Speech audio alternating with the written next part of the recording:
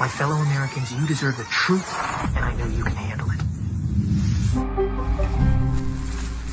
My name is Jonna Mendez, and I was Chief of Disguise at the CIA.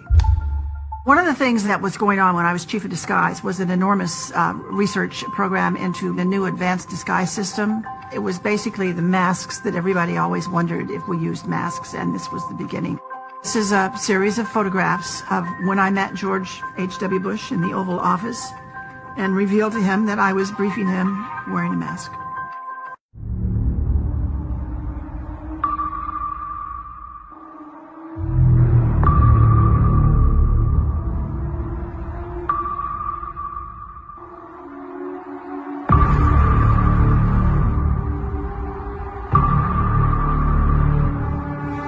Now, in particular, and regarding this photograph, it is a Getty's image photograph. If you go to the link, you can see the photographer, all those kinds of details, who took it. So what is the anomaly with this particular photograph?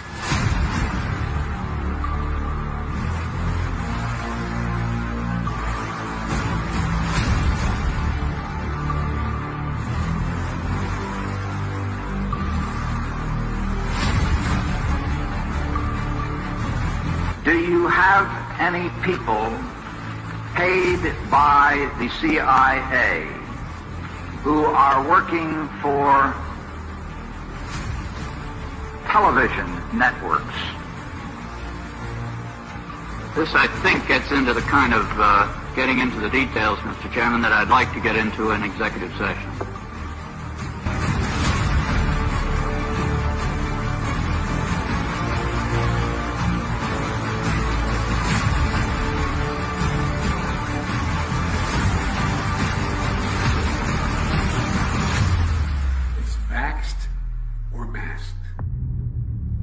It was a big challenge to come up with something that finally actually animated and worked to really fool a person, but we did.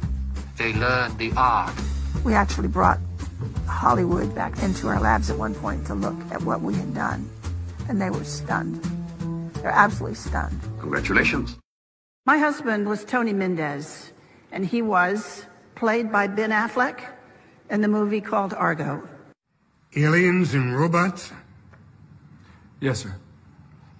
You're telling me that there is a movie company in Hollywood right now that is funded by the CIA? Yes, sir. Are there many actors in Hollywood who also moonlight as agents, do you think? I think there are probably quite a few, yes. I think probably Hollywood is full of CIA agents, and we just don't know it. And I wouldn't be surprised at all to discover that, this was extremely common. Tony, they didn't mention it in the movie, but Tony had deep connections to Hollywood, to the tradespeople out in LA that did a lot of things we were interested in doing. Special effects people, makeup people. Tony was Chief of Disguise 10 years before I was Chief of Disguise. And so he passed on some of his expertise to me. But he had a particular interest in the magic industry out in LA. Not so much the magicians on the stage, but the people that were working behind the scenes to make that magic happen. So we went to LA and we posed some questions to them.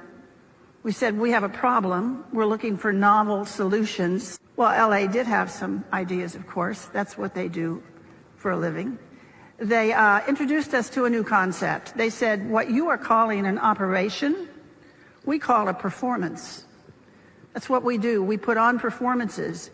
And before we start working on that performance, we have to define the stage that the performance is going to take place on. Then you have to know who your audience is. Who are you playing to? Who are you trying to fool?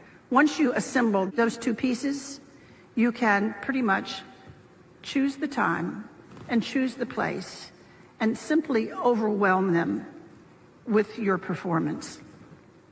Then they showed us some tools that they used. The one that really caught our eye is what's called a stunt double mask. You all know how they're used. When the movie star is so famous or so good looking that they can't risk damaging him, we liked the idea of stunt double masks. They're quick on, they're quick off, they dramatically change your appearance, and we started using them and found them to be valuable to our operations. But that audience piece of it did not allow you to get close enough to one of those masks before the illusion fell apart and you saw it was a mask. So we went back to our disguise labs out at Langley, and we invented a whole new genre of masks. Masks that are so good, that are so realistic, that you can actually get up close and have a personal contact with someone for an extended period of time. They're good enough that you can brief the President of the United States in the Oval Office wearing a mask.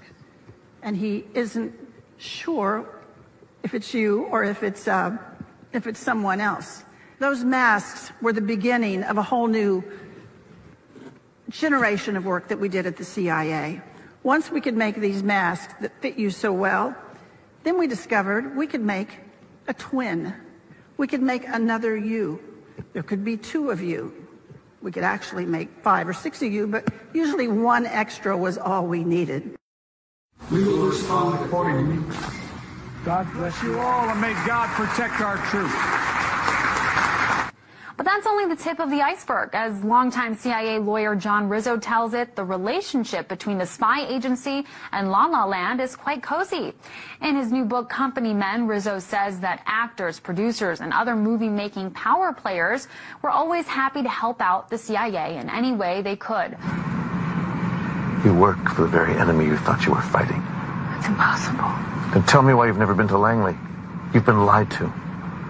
All lower-level Asians have been lied to. I am trying to help you here. So you're saying I'm working for the enemy? And that you are the enemy? Sydney, this is your last chance. You have to go.